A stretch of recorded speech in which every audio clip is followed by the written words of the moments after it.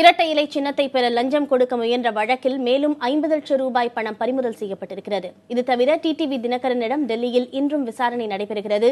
கூடுதல் விவரங்களை வழங்குவதற்காக நமது டெல்லி செய்தியாளர் கணபதி இணைப்பில் இருக்கிறார். அவரிடம் தகவல்களை கேட்டு பெறலாம். கணபதி, ஹவாலா ஏஜென்ட் நரேஷிடம் பறிமுதல் செய்யப்பட்ட 50 லட்சம் ரூபாய் தொகை குறித்து காவல்துறையினரின் முதற்கட்ட விசாரணையில் என்ன தெரியவந்தது?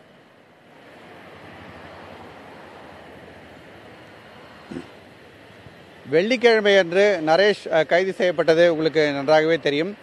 அப்போதிலிருந்து தொடர்ச்சியாக நரேஷிடம் விசாரணை நடந்து வருகிறது. ஹவாலா பேர் வழியான நரேஷ் அளித்த தகவல்களின்படி பல்வேறு இடங்களில் சோதனை நடத்தப்பட்டு அந்த சோதனைகளிலே 50 லட்சம் ரூபாய் பணம் பிடிபட்டிருப்பதாக டெல்லி போலீசார் தகவல் அளித்திருக்கிறார்கள். இந்த 50 லட்சம் ரூபாய் சுகேஷ் சந்திரசேகருக்கு அளிப்பதற்காக நரேஷ் வைத்திருந்த பணம் என்று சொல்கிறார்கள். இந்த பணம் டிடிவி தினகரனிடமிருந்து வந்தது. அப்படி வந்தது எந்த வழியாக வந்தது, யார் மூலமாக வந்தது போன்ற தகவல்களை தற்போது அறிவதற்காக விசாரணை நடந்து கொண்டிருக்கிறது. டிடிவி தினகரனின் 5 வங்கி கணக்குகளிலே பணம் எடுக்கப்பட்டிருக்கிறதா, எந்த அளவுக்கு பணப்பரிமாற்றம் ரொக்கத் தொகையாக இருந்தது, அது மொத்தமாக சேர்த்து பார்த்தால் எவ்வளவுக்கு இருக்கும், அந்த பணம்தான் இப்போது நரேஷ் மூலமாக சுகேஷ் சந்திரசேகருக்கு கொடுப்பதற்காக கொடுக்கப்பட்டு இங்கே பிடிக்கப்பட்டிருக்கும் பணமா என்பதையெல்லாம் தற்போது விசாரித்து வருகிறார்கள். டிடிவி தினகரனுக்கு ஸ்டேட் பேங்க் ஆஃப் இந்தியாவிலே 5 வங்கி கணக்குகள் இருப்பதாகவும் அந்த வங்கி கணக்குகளிலிருந்து பணத்தை எடுத்திருக்கலாம், அதை எடுத்து ஹவாலா பேர் வழிகள் மூலமாக நரேஷுக்கு அனுப்பியிருக்கலாம் என்ற தகவல் டெல்லி போலீசாரிடம் இருக்கிறது. இதை பற்றி தற்போது விசாரணை நடந்து கொண்டிருக்கிறது. நேற்று இரவே டிடிவி தினகரன் இங்கே கொண்டு வரப்பட்டது உங்களுக்கு நன்றாக தெரியும். விமான நிலையத்திலிருந்து நேராக நாம் இப்போது நின்று கொண்டிருக்கும் இந்த சாணக்கியபுரி குற்றப்பிரிவு அலுவலகத்துக்கு கொண்டு வரப்பட்டார்.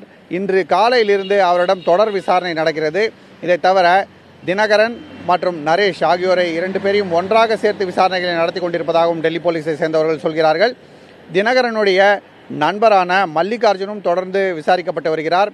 மல்லிகார்ஜுனுக்கும் நரேஷுக்கும் என்ன தொடர்பு இருந்தது, மற்ற ஹவாலா புள்ளிகளுடன் நரேஷுக்கும் மல்லிகார்ஜுனுக்கும் என்ன தொடர்பு இருந்தது போன்ற பல்வேறு விஷயங்கள் தற்போது விசாரிக்கப்பட்டு வருகின்றன. கணபதி, இப்போ டிடிவி தினகரனிடம் இன்னைக்கு என்னென்ன கோணங்கள் எல்லாம் விசாரணை நடத்தப்பட வாய்ப்பு இருக்கிறது? இந்த 50 லட்சம் பறிமுதல் தொடர்பாகவும் அவரிடம் விசாரணை நடத்தப்படுமா?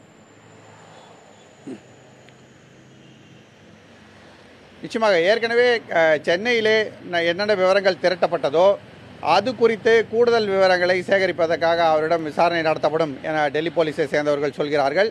இதை தவிர டிடி தினகரனுக்கு நெருக்கமானவர் என்று சொல்லப்படும் கோபிநாத் என்பவரை நேற்று சென்னையிலே விசாரித்திருந்தார்கள். அவரையும் இங்கே டெல்லிக்கு வரும்படி டெல்லி போலீசார் அழைத்திருக்கிறார்கள். அவர் சற்று நேரம் முன் இங்கே சாணக்கியபுரி உள்ள குற்றப்பிரிவு அலுவலகத்துக்கு வந்து சேர்ந்தார்.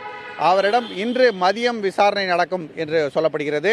இதை தவிர தற்போதைய விசாரணையின் முக்கிய கோணமே சுகேஷ் சந்திரசேகரிடம் பணம் எப்படி வந்து சேர்ந்தது, டிடி தினகரனிடமிருந்து அந்த பணம் சுகேஷ் சந்திரசேகருக்கு வந்தது என்பதற்கான ஆதாரங்கள் என்னென்ன ஹவாலா வழிகள் மூலமாக அந்த பணம் இங்கே வந்து சேர்ந்தது என்பது குறித்த விசாரணை தான் பெரிதாக நடந்து கொண்டிருக்கிறது.